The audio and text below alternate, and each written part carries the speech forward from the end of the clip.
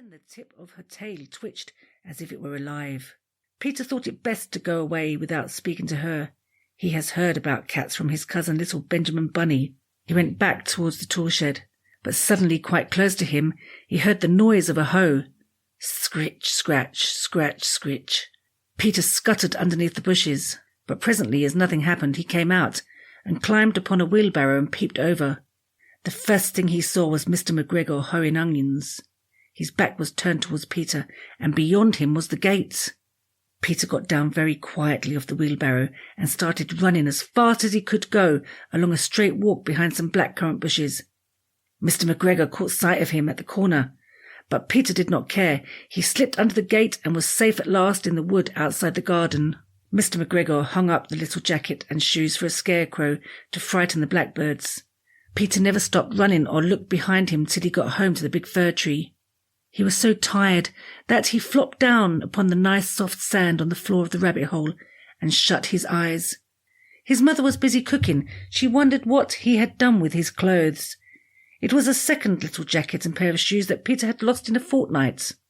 I am sorry to say that Peter was not very well during the evening. His mother put him to bed and made some chamomile tea, and she gave a dose of it to Peter, 1 tablespoon to be taken at bedtime.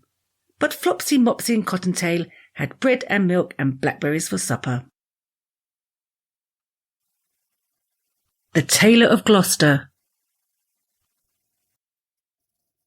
I'll be at charges for a looking-glass and entertain a score or 2 of sailors. Richard III. My dear Frida, because you are fond of fairy tales and have been ill, I have made you a story all for yourself, a new one that nobody has read before. And the queerest thing about it is that I heard it in Gloucestershire, and that it is true, at least about the tailor, the waistcoat, and the no more twist. Christmas. In the time of swords and periwigs, and full-skirted coats with flowered lappets, when gentlemen wore ruffles and gold-laced waistcoats of paduasoy and taffeta, there lived a tailor in Gloucester. He sat in the window of a little shop in Westgate Street, cross-legged on a table from morning till dark.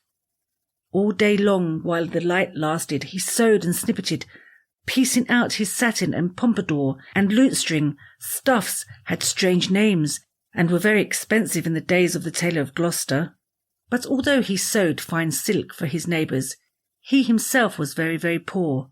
He cut his coats without waste, according to his embroidered cloth.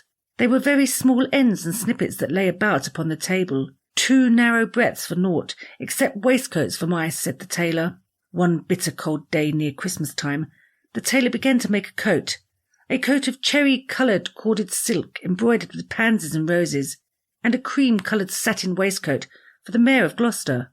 The tailor worked and worked, and he talked to himself. No breadth at all, and cut on the cross. It is no breadth at all, tippets for mice and ribbons for mobs, for mice, said the Tailor of Gloucester. When the snowflakes came down against the small leaded window panes and shut out the light, the tailor had done his day's work. All the silk and satin lay cut upon the table. There were 12 pieces for the coat and 4 pieces for the waistcoat, and there were pocket flaps and cuffs and buttons all in order.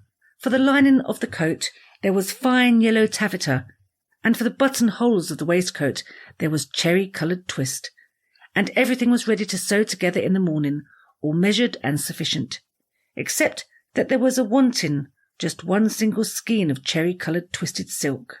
The tailor came out of his shop at dark.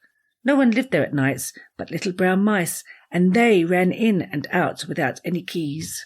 For behind the wooden wainscots of all the old houses in Gloucester there are little mouse staircases and secret trapdoors, and the mice run from house to house through those long narrow passages. But the tailor came out of his shop and shuffled home through the snow, and although it was not a big house, the tailor was so poor he only rented the kitchen. He lived alone with his cat. It was called Simpkin. "Meow," said the cat when the tailor opened the door. "Meow." The tailor replied, "Simpkin, we shall make our fortune, but I am worn to a revelling.